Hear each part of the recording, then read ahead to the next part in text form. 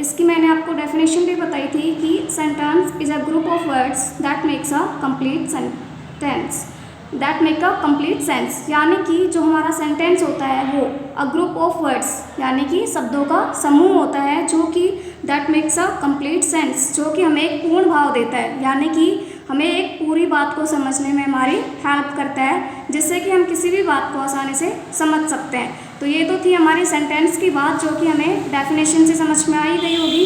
उसके बाद मैंने आपको बताया था कि सेंटेंस को जब हम बिगिन करते हैं, यानी कि जब हम स्टार्ट करते हैं सेंटेंस को, तो हमें ऑलवेज कैपिटल लेटर का यूज़ करना है। यानी कि सेंटेंस हम स्टार्ट करेंगे तो हमें बिगिन में कैपिटल लेटर लिखना है, और उसके बाद जब सेंटेंस एंड होता है तो हमें लास्ट में क्या यूज़ करना है, लास्ट में भी यूज़ करना है फुल स्टॉप या फिर क्वेश्चन मार्क या फिर एक्सक्लेमेशन मार्क। यानी कि ये सब हमारा डिपेंड करता है सेंटेंस के ऊपर कि हमें फुल स्टॉप लगाना है या फिर क्वेश्चन मार्क लगाना है या फिर एक्सक्लेमेशन मार्क लगाना है। ये सब हमें सेंटेंस के अकॉर्डिंग ही यूज़ करना है।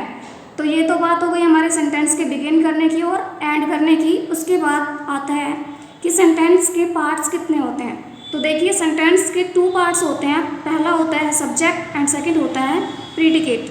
अब देखिए एग्जांपल दे रही हूँ मैं, जैसे आपको mister and Mrs Gupta adopted 2 beautiful children. ये पूरा हमारा एक सेंटेंस है। इसमें हमें बात की जानकारी दी जा रही है, जो मेन है इसमें वो है मिस्टर एंड मिसेस गुप्ता। यानी कि ये जो पूरा सेंटेंस डिपेंड करता है वो डिपेंड है मिस्टर एंड मिसेस गुप्ता पर। तो ये हुआ हमारा सब्जेक्ट। इसके अदर दैन जो हमारे पास वर्ड्स रिमेन हैं, यानी कि अडॉप्टेड 2 ब्यूटीफुल चिल्ड्रन, ये वर्ड्स जो हमारे पास बचे हैं इनको हम कहेंगे प्रीडिकेट। तो हम एक सेंटेंस से अब आसानी से समझ सकते हैं कि जो हमारा सेंटेंस होगा वो 2 पार्ट्स में डिवाइड होता है। उसमें जो हमारा मेन होगा, जिस बात के ऊपर हमें ज़्यादा इन्फॉर्म किया जा रहा है, ज़्यादा फोर्स किया जा रहा है, तो वो तो होगा हमारा ऑलवेज सब्जेक्ट। और उसके अलावा सब्जेक्ट के बारे में हमें जहाँ से भी इंफॉर्मेशन मिलेगी, सब्जेक्ट की इन्फॉर्मेशन हमें जिन वर्ड्स से मिलेगी वो कहलाएंगे हमारे प्रीडिकेट। तो ये 2 पार्ट्स हो गए। अब सब्जेक्ट की डेफिनेशन मैं आपको बता देती हूँ। सब्जेक्ट की डेफिनेशन क्या होती है? A subject is the part of a sentence that tells us who और what the sentence is about. यानी कि जो सब्जेक्ट होगा is the part of a sentence, वो किसी भी सेंटेंस का एक भाग होगा। दैट टेल्स अस, जो हमें ये बताता है हु और what the sentence is about, कि जो हमारा सेंटेंस है वो किसके बारे में संबंधित है और वो क्या हो रहा है सेंटेंस में, यानी कि उस सेंटेंस में क्या हो रहा है और वो सेंटेंस किससे संबंधित है। It can be a noun और अ प्रोनाउन। तो जो हमारा सब्जेक्ट है वो एक नाउन भी हो सकता है और एक प्रोनाउन भी हो सकता है। उसके बाद अब हम आते हैं प्रीडिकेट की डेफिनेशन पर। तो देखिए प्रीडिकेट की डेफिनेशन क्या होती है कि words other than the subject, यानी कि सब्जेक्ट के अलावा जो भी वर्ड्स हमारे पास रिमेन होंगे वो हमें हमारे क्या कहलाएंगे, प्रीडिकेट। जैसे कि सब्जेक्ट हमारा उसमें क्या था, एग्जाम्पल मैं आपको बताती हूँ। जैसे Ram and Rani go to the market, Ram और रानी बाजार जाते हैं। तो इसमें मेन बात किसके बारे में की गई है, राम और रानी के बारे में। तो ये हुआ हमारा सब्जेक्ट। और उसके बाद गो टू द मार्केट, ये हमारे रिमेन वर्ड्स हैं जो हमें इन्फॉर्म कर रहे हैं राम और रानी के बारे में। तो ये सब हुए हमारे प्रीडिकेट। इस प्रकार से हम आसानी से समझ सकते हैं कि सब्जेक्ट हमें कैसे चूज़ करना है और प्रीडिकेट हमें कैसे चूज़ करना है। अब आज की क्लास में मैं बात करती हूँ काइंड्स ऑफ अ सेंटेंस की, यानी कि सेंटेंस के काइंड्स कितने होते हैं, सेंटेंस के प्रकार कितने होते हैं। तो देखिए the 4 kinds of sentence are discussed as under, यानी कि नीचे अब देखो जो हमारे सेंटेंस हैं उनके बारे में हमारे 4 काइंड्स हैं, यानी कि उनके 4 काइंड्स के बारे में बताया गया है। उसमें पहला है हमारा असर्टिव सेंटेंस। अब हम आते हैं असर्टिव सेंटेंस पे। अ sentence that makes a statement is called an assertive sentence, यानी कि ऐसा sentence that makes a statement, जो कि हमारा कोई कथन बनाता है, is called an assertive sentence, वो हमारा एक असर्टिव सेंटेंस कहलाएगा, यानी कि सकारात्मक वाक्य कहलाएगा।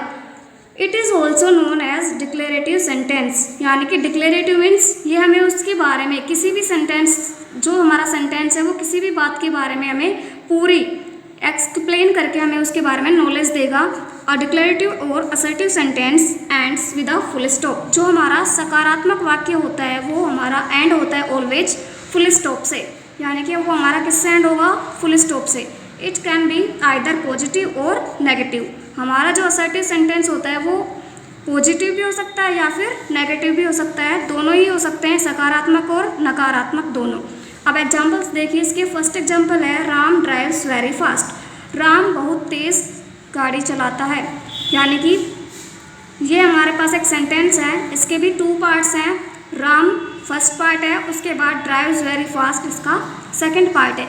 तो राम इसका क्या हुआ, सब्जेक्ट हुआ, और ड्राइव्स वेरी फास्ट क्या हुआ, ऑब्जेक्ट। तो ये हमारा जो पूरा सेंटेंस बन गया, ये हुआ हमारा पूरा असर्टिव सेंटेंस।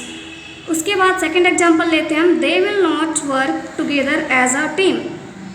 वो दोबारा कभी साथ में एक टीम की तरह कार्य नहीं करेंगे। तो यहाँ पर भी हमें एक असर्टिव सेंटेंस दिया गया है पूरा। तो यहाँ पर भी देखिए हम 2 भाग हैं इस पूरे सेंटेंस के। दे फर्स्ट भाग है, will not work together as a team जो है हमारा वो सेकंड भाग है। तो दे इसमें कहलाएंगे हमारा सब्जेक्ट, और उसके बाद जो रिमेन्स वर्ड हैं वो कहलाएंगे हमारे प्रेडिकेट। उसके बाद देखिए, this sentence state something about their subject. ये जो सेंटेंस है हमारे ऊपर के दोनों, ये सब्जेक्ट के बारे में कुछ ना कुछ कथन जो है वो बता रहे हैं, कुछ बात बता रहे हैं। एंड आर कॉल्ड असर्टिव और डिक्लेरेटिव सेंटेंस, यानी कि हमें इनके बारे में सूचना मिल रही है सब्जेक्ट के बारे में, तो ये हमारे हो गए सकारात्मक वाक्य। The first sentence is positive sentence while the second is negative sentence.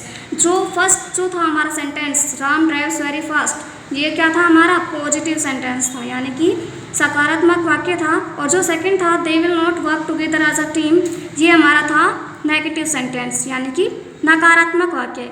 अब देखिए हम पॉजिटिव और नेगेटिव की पहचान कैसे करेंगे। यहाँ पर पहला था हमारा पॉजिटिव, इसमें हमने नोट का यूज़ कहीं नहीं किया हुआ है, इसलिए ये हमारा पॉजिटिव है। और सेकंड में हमारा क्या आ रहा है, नोट आ रहा है, तो इट मीन्स ये क्या हो गया हमारा नेगेटिव। तो हमें ऑब्वियसली हम समझ ही गए होंगे कि हमें पॉजिटिव और नेगेटिव में कैसे पहचान करनी है, सिर्फ नोट देखकर। अगर नोट आता है सेंटेंस में तो वो होगा हमारा नेगेटिव, और अगर नोट नहीं आ रहा है तो वो होगा हमारा पॉजिटिव। तो ये तो था हमारा असर्टिव सेंटेंस। अब देखिए आगे, we can change a positive sentence into a negative sentence by. अब हमारे पास अगर कोई पॉजिटिव सेंटेंस दिया गया है तो हम उसको नेगेटिव में कैसे चेंज कर सकते हैं, ये बता रही हूँ मैं अब आपको। एडिंग द वर्ड नो, केवल जो है हमें वर्ड नो, यानी कि NO, नो मीन्स नहीं, ये वर्ड हमें ऐड करना है पॉजिटिव सेंटेंस में, और हमारा वर्ड चेंज हो जाएगा सेंटेंस नेगेटिव में। देखिए यहाँ पे एग्जांपल्स हैं कुछ पॉजिटिव सेंटेंस के।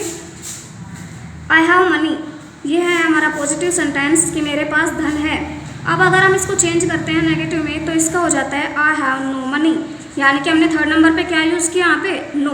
तो इससे हम पॉजिटिव से नो नेगेटिव में चेंज करने में सक्सेस हो गए। तो यानी कि इन दोनों में अगर हमें डिफरेंस फाइंड करना है तो यही डिफरेंस है कि इसमें हमने नो का यूज़ नहीं किया और इसमें हमने नो का यूज़ किया है। तो ये हमारा हुआ पॉजिटिव और ये हुआ हमारा नेगेटिव।